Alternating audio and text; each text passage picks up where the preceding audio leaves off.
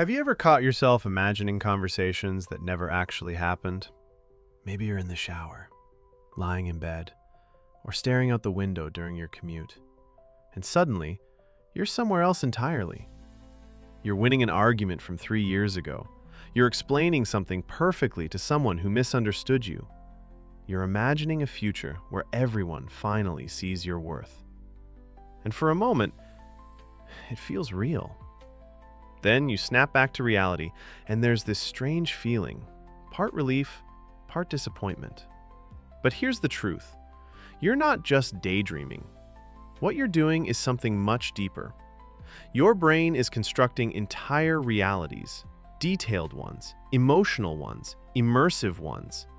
You imagine confrontations with people who hurt you, success scenarios where everything finally works out, romantic moments with someone you barely know, or disasters you're mentally preparing for that may never happen. And these scenarios aren't random. Your brain is trying to solve something it hasn't resolved in real life. So first, let's get something clear. You're not broken, you're not wasting your life in fantasy, and you're not avoiding reality because you're weak. Your brain is doing exactly what it evolved to do. It's simulating, testing, preparing, trying to give you a sense of control in a world that often feels unpredictable. Inside your brain, there's something called the default mode network. This network becomes active when you're not focused on the outside world, when your mind is wandering. For some people, this system is extremely active. It doesn't just wander, it builds entire mental worlds. Psychologists call this counterfactual thinking. Your brain runs alternate versions of reality. What if I said this instead? What if things went differently? What if this happens tomorrow? It's like a built-in simulation engine. Think of it like a pilot training in a flight simulator. Before flying a real plane, pilots practice different scenarios, emergencies, bad weather, unexpected failures. Your brain does the same thing with life. That When your you imagine tone? difficult Yeah, conversations, maybe a little harsh. you're mentally And meals? rehearsing them. I need to work on that. When you replay past mistakes, your brain is trying to learn from them. When you picture future success, you're building confidence. But here's where things get complicated. Sometimes the simulation becomes a substitute for reality. You rehearse the conversation so many times, you never actually have it. You imagine success so vividly, the real work feels less urgent. You replay painful moments so often, you stay trapped in them. The tool that was meant to prepare you starts trapping you instead. There's another reason people create these fake scenarios: control. In real life, you can't control how people respond to you. You can't rewind time. You can't guarantee the outcome of a conversation. But in your imagination, you're the director. You're the writer. You're the actor. You say the perfect thing. People understand you. You win the argument. You get the recognition you deserved.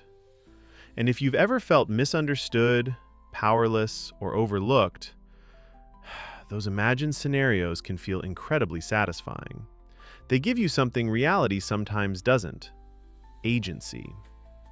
And that's completely human. But there is a cost. If you spend too much time in those scenarios, something subtle starts to happen. Your inner world becomes more comfortable than the real one.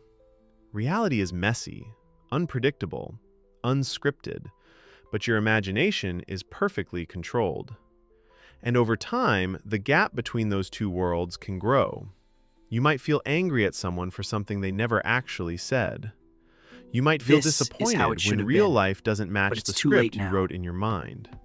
And slowly, you start living more in possibility than in reality. So what can you do about it?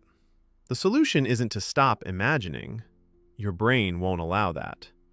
Instead, you need to learn how to work with it.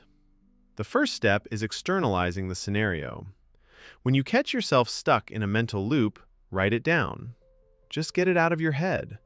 Psychologists call this expressive writing. Your brain keeps replaying scenarios because it's trying to process something. Once it's written down, the loop often loses its power. The second step is asking yourself a simple question. Is this scenario preparing me or protecting me? Preparing means you're mentally rehearsing something you actually plan to do. Maybe you're imagining a difficult conversation, and later you actually have it. That's healthy. But protecting means you're hiding in imagination to avoid discomfort. You keep imagining the conversation, but you never take action. That's when it becomes avoidance. The third step is setting boundaries. You don't have to eliminate these scenarios, just contain them. Give yourself 10 minutes to think about it if you need to. Then bring your attention back to the present. Think of it like visiting a place, not living there. And finally, ground yourself in reality. When you notice your mind drifting too far, gently reconnect with the present moment. Feel your feet on the floor. Notice your breathing. Look at something real in front of you. This activates parts of your brain that anchor you back in reality. Here's a helpful way to think about it. Your mind is like a river. Thoughts and scenarios are the current, sometimes calm, sometimes intense. You can't stop the river, but you don't have to be carried away by it. You can sit on the riverbank, watch it flow, and then choose your direction. The scenarios will always exist. That's not the problem. They're simply your brain trying to understand a complicated world, trying to prepare you, trying to protect you, trying to give you control. But they were never meant to replace your real life. They were meant to rehearse it. Your real life may be messy, uncertain, and completely unscripted, but it's real. And maybe that's enough.